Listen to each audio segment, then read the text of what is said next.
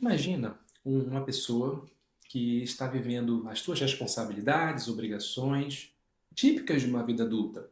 Trabalho, estudo e o manejo de várias atividades que ela tem que dar conta durante um único dia. Então ela sai de casa às 8 da manhã, passa o dia todo no trabalho, almoça correndo, segue para a segunda jornada de trabalho à tarde, à noite às vezes emenda para a faculdade ou para algum curso porque quer melhorar de vida, chega em casa 10 horas da noite. E talvez para você seja uma rotina nossa, cansativa, exaustiva, quem sabe? Mas para essa pessoa, ela está voltando para o refúgio dela, para o lugar de paz, para o lugar onde ela se reencontra consigo e com quem ela ama.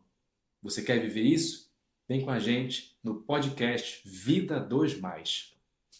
Eu sou a psicóloga Bianca Souza e esse aqui que acabou de falar com vocês é o psicólogo Diego Gaspar.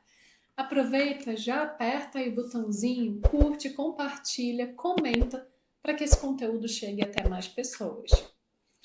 Hoje a gente vai falar contigo sobre esse tema, né? Como é que está sendo o teu lar? Como é que está sendo o teu refúgio? Mas primeiro é importante a gente tentar pensar o que é um lar, Bianca? Lar não é a estrutura física que você volta para dormir, para morar, é a tua emoção, a tua percepção a respeito daquilo. É acolhedor aquele ambiente? É onde você se identifica, onde você se recarrega, aonde você relaxa, se tranquiliza para enfrentar as coisas da vida? Ou não?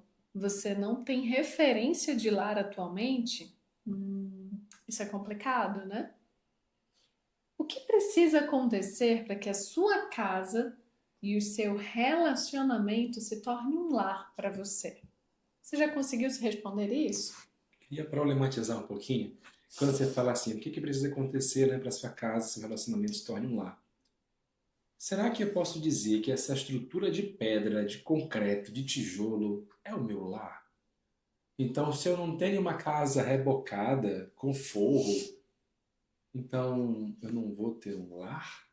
Não, não, é exatamente o oposto, não é a estrutura física em si. Às vezes pode ser a casa mais simples do sertão e aquilo ser um lar. Tem até uma música muito bonita da Maria Bethânia que Canta, fala canta, sobre canta, canta, isso. canta. Não, não, hoje Ela sabe cantar, viu? Eu queria ter na vida simplesmente um lugar de mato verde pra plantar e pra colher,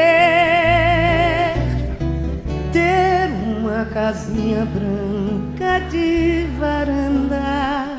mas que pode ser aquela casa simples, humilde, de, sabe, com as paredes de barro, com a redinha armada, com alguém passando um cafezinho, aquele cheiro, Senti o cheiro aqui. sabe? Exato, se espalhando pelo ar. Aquilo pode ser um lar muito especial para alguém.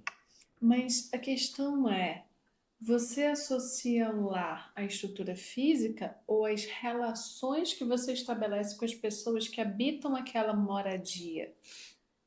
E é legal pensar que são pessoas que habitam a moradia, porque o foco sai da estrutura e vai para as conexões. E aí essa expressão é importante, conexão.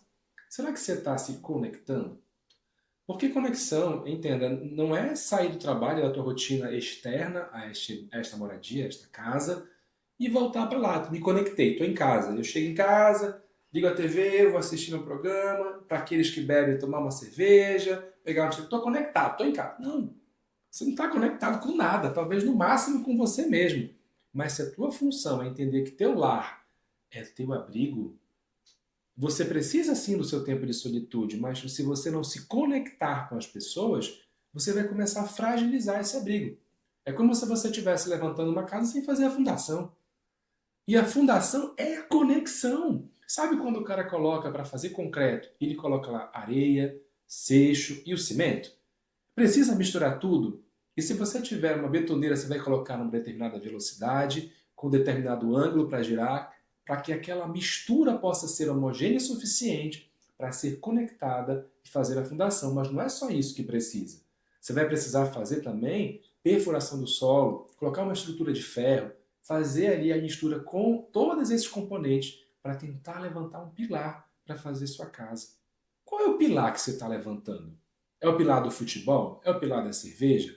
É o pilar de chegar em casa e olhar só para o que você quer, sem nem perguntar: meu amor, como é que foi seu dia?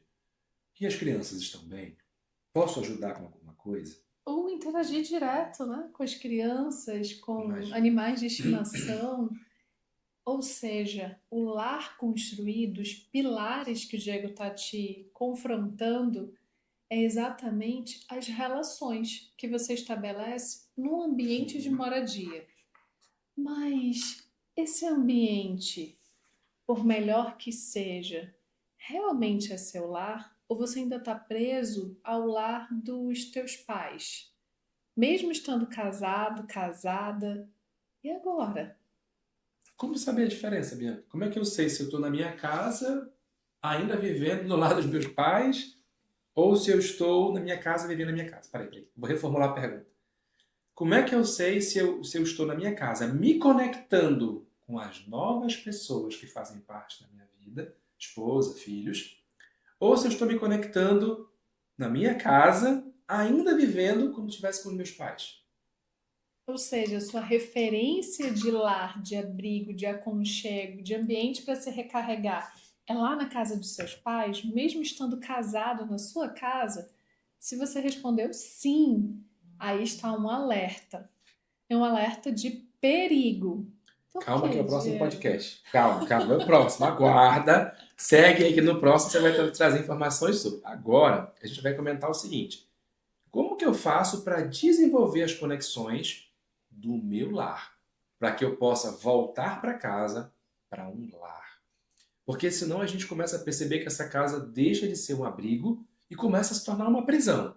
E você vai entender em breve que essas conexões passadas podem ser algo que te aprisiona. Mas fica para o próximo.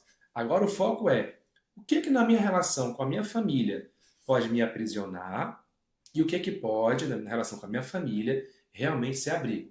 E só te lembro de uma coisa muito importante. Você tem a psicóloga Bianca Souza que responde essas perguntas difíceis, tá? Ela dá conta. Eu quero mencionar um filme que não sei se você já assistiu, mas foi um filme que fez muito sucesso, chamado Marley e Eu. Que o casal se apaixonou, se conheceu, se envolveu, começou a morar juntos, adotaram Marley, que era um cachorro.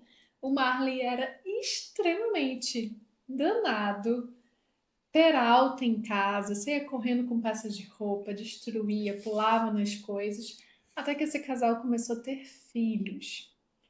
A esposa ficou em casa cuidando da família dessas crianças e do Marley, enquanto o esposo, que era jornalista, escritor, saía para trabalhar e voltava à noite.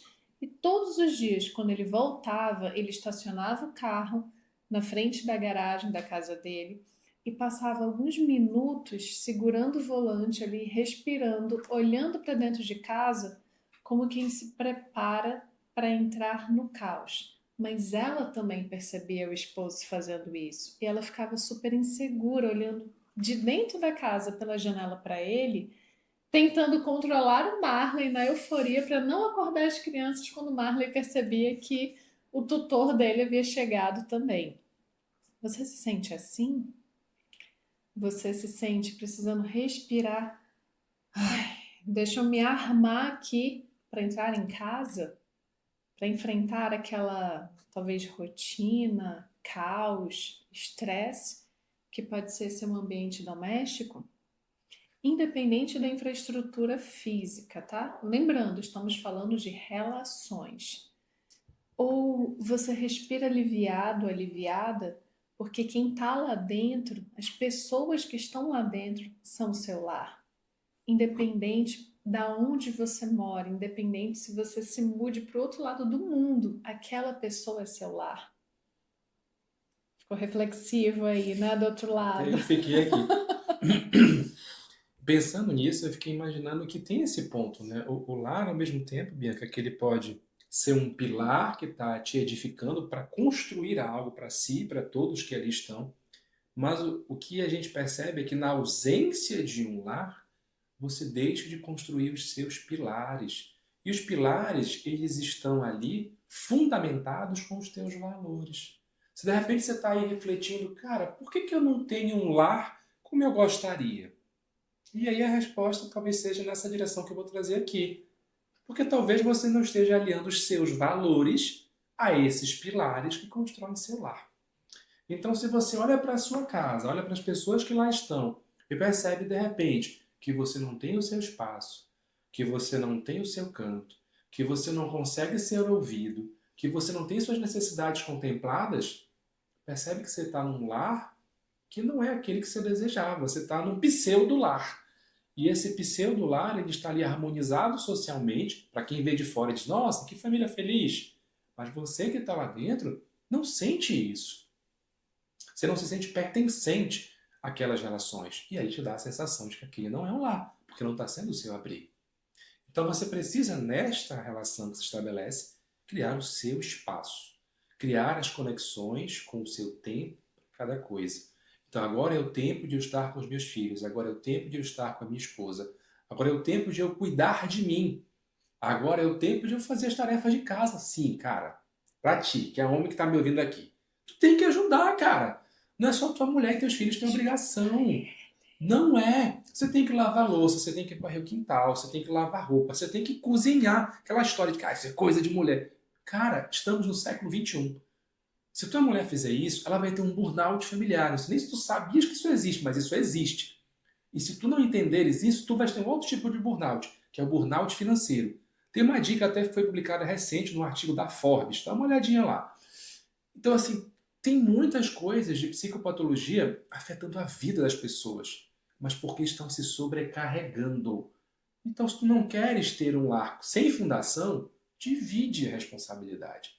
E aí você vai perceber, quando você começar a cuidar das responsabilidades da casa, esse espaço que você tanto quer para jogar para o futebol saudável agora, porque agora a sua esposa teve o tempo dela.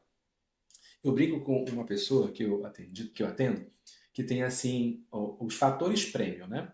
E a gente diz assim, tem o banho premium, tem a TV premium, tem o autocuidado premium, enfim. Porque são situações que as pessoas vão engajando, Bianca, onde elas percebem o movimento do autocuidado. E quando ela tem autocuidado, ela desenvolve amor próprio. E a gente volta para a autopreservação, a gente volta de novo para a trindade do amor. Então olha como isso se restabelece. Então o lar fundamentado, os valores estão sólidos. Mas agora eu vou fazer uma pergunta para a Bianca. Eu quero ver ela responder aqui. Bianca, o lar não está fundamentado, e agora o lar não está fundamentado porque essas pessoas estão trazendo agora valores diferentes. Um vem de uma história de vida, outro vem de outra, e talvez você se veja nesse caso, e um acha que os seus valores estão mais certos que os valores do outro. Então um quer impor o seu ritmo de vida ao outro. O que fazer? Esse casal vai precisar se realinhar para a construção de um lar. Então não podem ser nem somente os meus valores, nem somente os valores dele.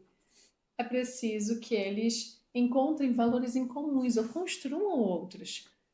Por exemplo, gente, lá em casa o silêncio é algo que a gente ama compartilhar, mesmo com criança. Mas cada um fala a seu tempo, todo mundo se escuta. Isso foi um valor construído. O que é importante para você que você não abre mão? O que é importante para o outro que ele não abre mão? E que vocês possam conjugar isso na construção de um convívio dentro de casa, para que isso resulte num lar para vocês. Então, talvez esse seja o caminho para você se questionar e obter as respostas necessárias para a construção desse lar. Se não podem ser nem só os seus, nem só os valores dela, quais são os valores que vocês não abrem mão? E olha como é importante, então, você conhecer sua individualidade. Porque como que você vai expor o que você não abre mão se você nem conhece o que é importante e muito valorativo para você? Aí acaba cedendo, né? Tudo do outro. Aí, de repente, você chega numa casa maravilhosa, linda, cheirosa, perfumada, toda arrumada, mas que você não pode tocar em nada. Você não pode sentar no sofá que o outro, ops, bagunçou o sofá, arruma, não sei o quê. É uma casa intocável, é uma casa para capa de revista. É um lar para você? Não. Então, isso vai dificultar você relaxar, vai dificultar você estabelecer conexões com as pessoas que habitam esse ambiente. E eu fiquei ouvindo aqui pensando que isso tem tudo a ver com essa sensação de pertencimento. Sim. Então, é preciso que, para que exista uma sensação de pertencimento, as pessoas consigam realmente entender a função dessa casa. Então, se eu quero pertencer, eu preciso entender qual é a função desse lar. Para que serve um lar para você? O que você espera encontrar neste lar? E se você não está encontrando, o que você está fazendo para mudar essa realidade? Se você começa a mudar a realidade, como é que você sabe que está indo na direção certa? O que fazer, avaliar a mudança e como saber que a mudança está indo na direção certa? São 3 perguntas que você precisa se fazer. Chegou em casa e as coisas estão em desarmonia, você tem alguma responsabilidade nisso? Será que de repente os teus filhos só conseguem se comportar quando você chega e você está vendo sua mulher desnorteada lidando com as crianças e não se prontifica a ajudar? Será que de repente esse ambiente doméstico está caótico porque está faltando organização de espaço? A Bianca deu um exemplo de um espaço ultra, mega, power organizado. Só que essa nem sempre é a realidade das casas. Nem todas as casas são capa de revista, entendeu? Talvez a tua casa esteja com coisa fora do lugar, brinquedo na sala, roupa no chão, louça por lavar, casa caótica. E todo mundo esperando alguma coisa ser feita, mas quase ninguém tendo energia para fazer nada. E aí, como é que você está encarando tudo isso? Percebe que há uma divergência nisso? Então a gente precisa entender que conexão, sensação de pertencimento exige gestão de rotina. Eu já falei para vocês em podcast com a Bianca, aqui há um tempo atrás, sobre rotina. Então dá uma olhadinha lá também, a gente vai fazer um breve adendo aqui só. Mas imagina que rotina significa também reconexão. Como vocês estão compartilhando as atividades em casa? Bianca e eu amamos o silêncio. Vou te dar um exemplo de um silêncio que a gente curte. Silêncio não é cada um ficar no seu canto, vivendo sua solitude. O nosso silêncio é um silêncio breve, onde a gente pega esse carinha bem aqui, ó, deixa de lado e a gente diz assim: como é que tá? Como é que foi seu dia? E a gente começa a conversar do dia. Quais são os desafios que a gente está enfrentando? E a gente faz a pauta dos desafios. Depois a gente vai dizer como é que a gente está lidando com eles. Aí a gente avalia os desafios. Depois a gente vai pensar como é que a gente sabe se está progredindo ou não. Aí a gente vai medir os resultados das nossas tentativas. Aí depois a gente volta de novo. E Quais são os resultado a desafios? partir de métricas. De métricas. Então, olha lá, a gente tem dados, literalmente, planilhados, organizados. E esse silêncio, como é que ele funciona? Eu falo, Bianca me escuta. Ela fala, eu escuto. E às vezes a gente anota até o que o outro está falando, para conseguir se conectar. Porque às vezes os pensamentos estão tão divagados ou divagando que você está com dificuldade de concentrar. Então, anota, para que você consiga entender o outro. E deixa o celular de lado, porque tem uma mensagem, tem uma coisa, você vai se esquivar, vai ver. Essas conversas, gente, elas são tão produtivas porque dá uma sensação de aconchego, de pertencimento. E eu lembro que quando a gente tem essas conversas, é muito comum, no dia seguinte, a gente senta e olhar, nossa, que conversa bacana, que coisa boa, como eu me sinto bem. Eu gostei de fazer isso, né? Então, assim, traz uma conexão muito mais forte do casal. Então, a conexão, o pertencimento, ele não é apenas a partir de uma relação sexualizada. Ele também é a partir da admiração. E que sim, vai servir para a conexão sexual. Quantas pessoas perdem interesse sexual porque deixam de admirar? Agora imagina se você investe para ser a melhor pessoa para você e para o outro. E não significa que você vai investir e vai se tornar top model. Você vai investir do seu jeito, sabe? Com aquela barba que talvez até esteja meio por fazer, ou com aquele cabelo meio bagunçado. É o seu jeito de ser, é como você se identifica, mas é como você contribui para ter aquela mulher linda, maravilhosa do seu lado, perfeita, que você olha para ela e sente seu coração acelerar. Que você, depois de 15 anos juntos, diz assim para ela, diz, eu quero voltar para casa para ficar pertinho. Entendeu? Eu sou tímida.